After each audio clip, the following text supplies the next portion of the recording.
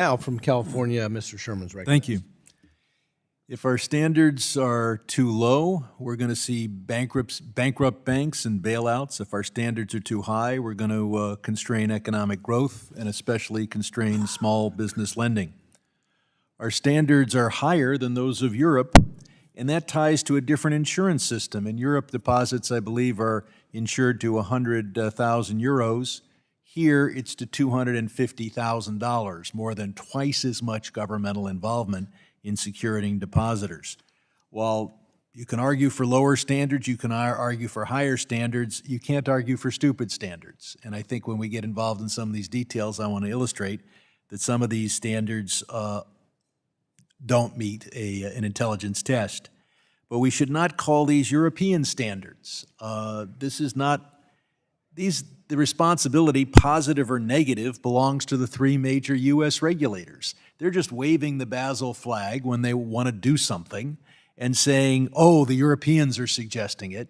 And then when the Europeans suggest something they don't like, they ignore it. As Bill Foster's questioning demonstrated, all the power is with the U.S. regulators. And if these regulations are good or bad, that's entirely the result of Americans. Yes, we listen to foreign regulators. We also listen to economics professors, neither of which are mentioned in the U.S. Constitution. How we allocate capital is important, particularly big versus small loans.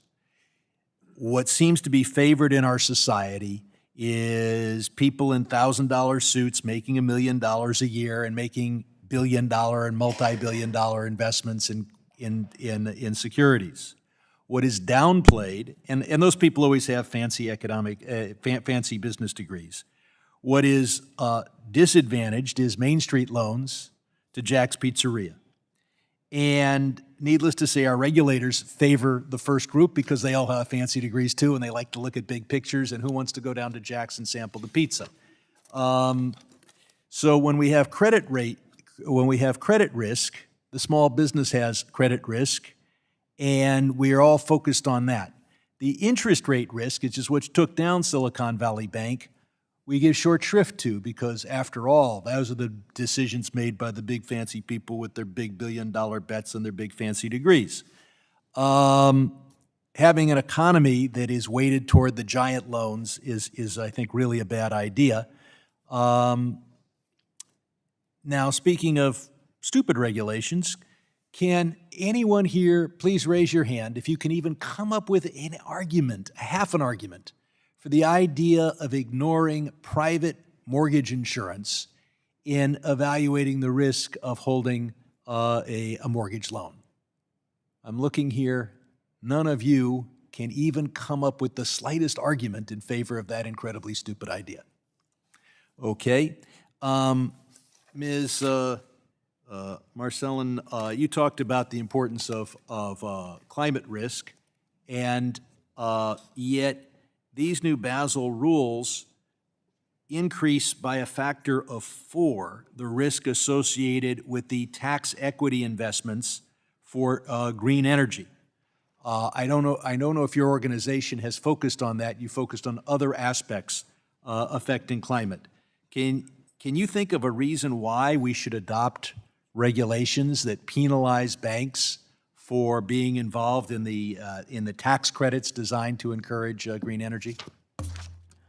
Yes, thank you for that question, Congressman Sherman. So, first and foremost, I do want to say that mitigating climate change and excuse me, I'm talking here about just one little detail, and that's the tax credits. Are you for clamping down on banks or against clamping down on banks that invest in these tax credit projects and give us clean energy? The largest banks that do this are JP Morgan and Wells Fargo, and they are benefiting off of the tax credits. Right. Yes. That was the intention when we passed the law. Should we now penalize them through the bank regulatory system for doing that?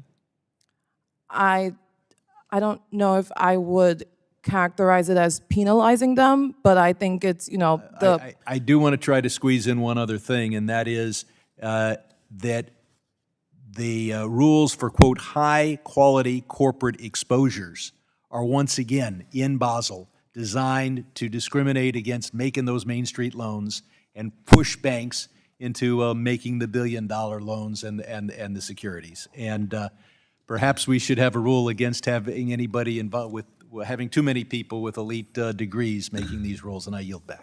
Gentleman yields. The gentleman from South Carolina, Mr. Norman.